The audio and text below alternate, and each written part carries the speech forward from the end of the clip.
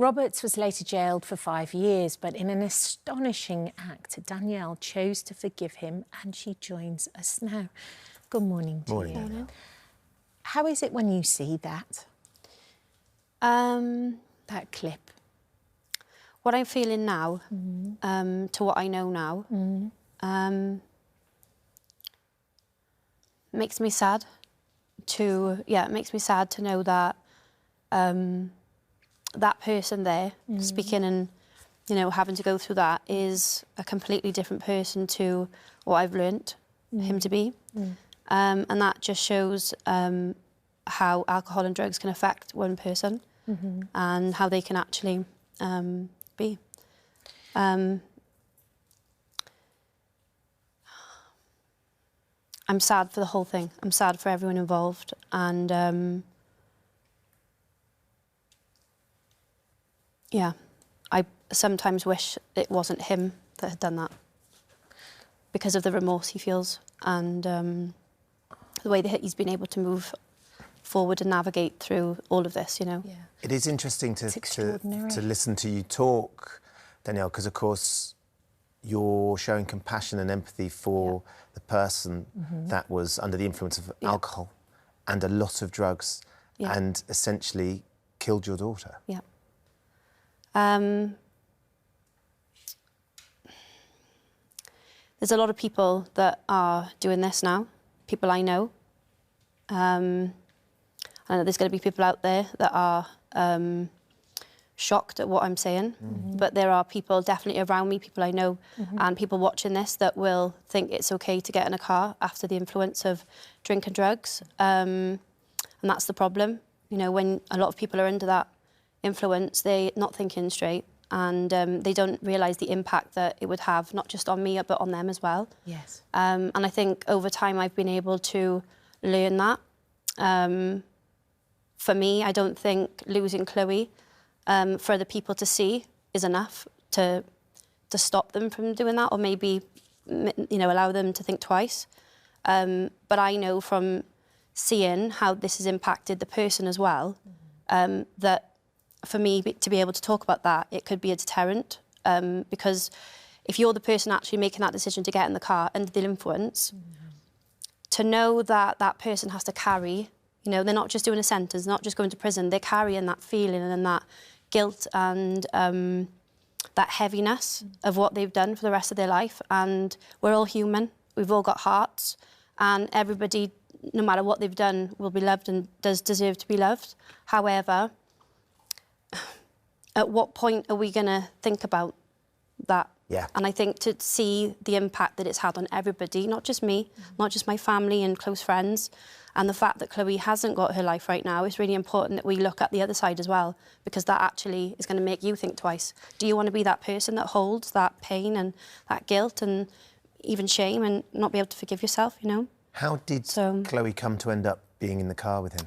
So she'd gone out, listened to music, Chloe being Chloe, you know, stayed until the very end. She loved music. And by that time, a lot of her friends had gone home, not all of them. And I know this from facts and from being able to speak to different people. Her battery had died, so, you know, she wasn't able to get a lift. Obviously, her money was on her phone. She had a card on the phone. And she was upset. She was on her own. And, you know, Keilan, who had spoken to her in the night, there's pictures of her and him around the table, so they knew who each other were.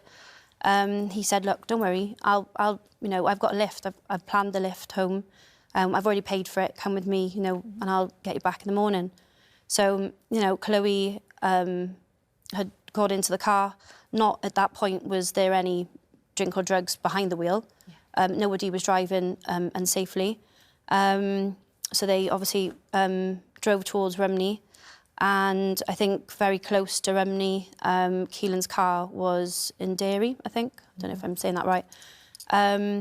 And he'd said that he wanted to get in the car so that he had the car to take Chloe home in the morning. And that, for me, just in itself, it's so sad, because at one point, all right, you're in a situation, you're under the influence, and And your heart, at the same time, wants to do the right thing. But it's not the right thing, is it? No, because you've made a decision that actually now has impacted everybody. Yeah. And that's what's important, is that he got in that car and then that happened. So you know that in hindsight. Do you remember the police calling you and what they said and how you felt at that moment? The police... So in the morning, before they came, I was already on the phone to Chloe's friend because we didn't know where she was. Within that phone call, the police had knocked the door. They thought I was someone else, so they had to figure out who I was. So that was quite intense because, you know, you're wondering, what are you here for? When they discovered that, you know, I was Chloe's mum, they came back in. Obviously, I was on my own, and they told me of the news. I can't really delve into that too much because it's so painful to hold. Yeah. I just remember not being able to manage anything, and I think as a mother you're always able to control the situation. And when they say that, you know, she's no longer here, I don't know, you've got no control over anything. There's nothing you can do about it. And I think from that moment on, you worry about how your mum is going to feel when you tell her, how her dad is going to feel, how my children are going to feel. So, you know, there's a lot of emotions going on in that time. And not only that, you know, the police are asking and the press are asking for things to be written. And you're like, I can't even think straight a minute. Like, there's so much pressure around these things that happen and people don't see that side of it. So incredibly overwhelming, of course it is. And also... And painful. Yeah, you had questions as well. He pled guilty, he was sentenced. And I think one of the things that's so extraordinary about sitting and listening to you talk so evenly and sympathetically and empathetically for him is this process and journey that you two of you have been on since through restorative justice. Yeah, yeah. Reaching out to him, to meet him, because you had some questions you wanted answering, didn't you? Yeah. I mean, at the beginning, when it happened, I felt a lot of anger, a lot of pain, and I wished bad things upon him.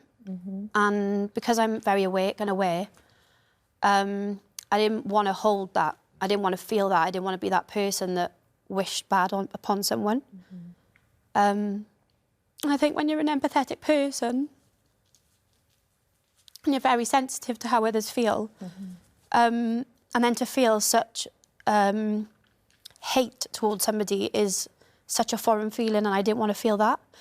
And whilst I was feeling all this, I really felt like I was just surviving, and I didn't want to be somebody to just survive and just be a mother to my kids. I wanted my kids to have a mum that was able to move through this feeling and not to exist, but to have a purpose, and I didn't know what that was going to be.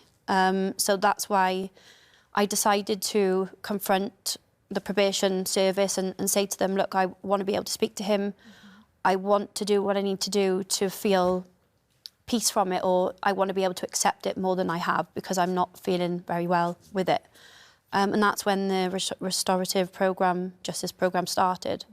And I'm grateful that he was able to agree to that, because I know that there are many parents that may have gone through the same thing, and they've got somebody that's, you know, made that split-second decision, and this has happened. And usually you have this person not wanting to contact you, wanting to avoid the situation, wanting to run away from it. They may come out of prison and just carry on living the life that they were before. And obviously, I didn't know what was going to happen. I didn't know what he was going to say, and when he agreed to do it. And then obviously over time I was able to get to know him and really feel him as well, and he was able to do that for me. I could see how lucky I was to be able to have those the questions answered, and just to see like how courageous he was to actually sit in front of somebody that had lost a child that they were responsible for. And I think that in itself is, I believe that, yeah, I'm lucky to have been able to do that, because had I not had those questions answered, I may still be, you know, living in, you know, a place where I have no closure. Yeah.